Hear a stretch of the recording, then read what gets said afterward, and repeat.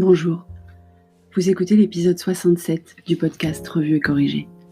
Cet épisode est tiré d'un article de mon blog, publié le 30 avril 2020 et s'intitule « On prépare le 11 mai ». D'habitude, on prépare le 9 mai à cette période. Toute la France s'est plongée dans la préparation du 11 mai apparemment. Même si le Premier ministre a été clair sur la possibilité de revenir sur la date, si le 7 mai, un certain nombre de conditions n'étaient pas remplies, le 11 mai reste bien ancré comme la date du début du déconfinement, et ça se prépare donc.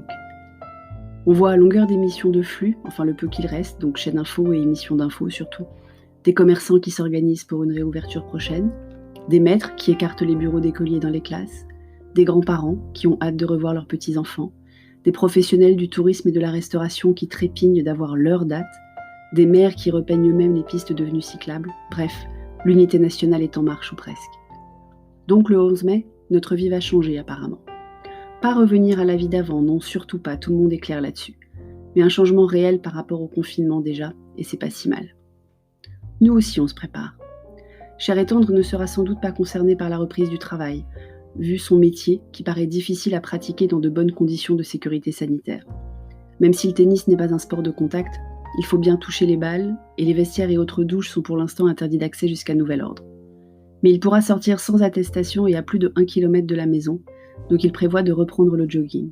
Comme tous les vrais sportifs, il ne faisait pas du faux jogging tous les jours pour avoir une excuse de sortir.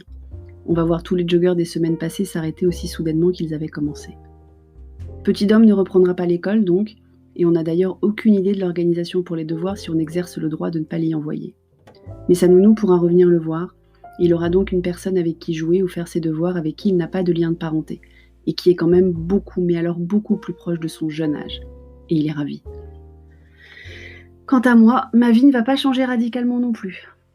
Entre les interdictions de rassemblement à plus de 10, les interdictions de voyager à plus de 100 km, les cours d'enseignement supérieur à continuer à distance dans tous les cas, et la télé-école à continuer d'organiser, je vais sans doute continuer d'avoir de nombreuses visioconférences, donc avec mes étudiants, mes clients parisiens, mon réseau bordelais qui ne pourra pas faire d'événements en présentiel.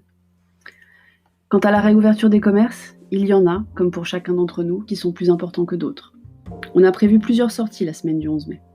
Cher et Tendre et Petit Dom vont aller chez le coiffeur, c'est sûr. Petit Dom et moi allons nous rendre dans la plus grande librairie indépendante d'Europe, Mola, la plus proche de chez nous, ça tombe bien. Et surtout, je vais enfin pouvoir aller refaire mes ongles. Le rendez-vous est déjà pris pour le 11 mai après-midi d'ailleurs. Cher et Tendre n'est pas le seul à avoir un sens des priorités un peu bancal. Merci de m'avoir écouté. Si vous appréciez ce podcast, laissez des étoiles et un commentaire sur iTunes, c'est très important les commentaires pour Apple, et sur toutes les plateformes de balado-diffusion. Abonnez-vous et partagez-le. À bientôt.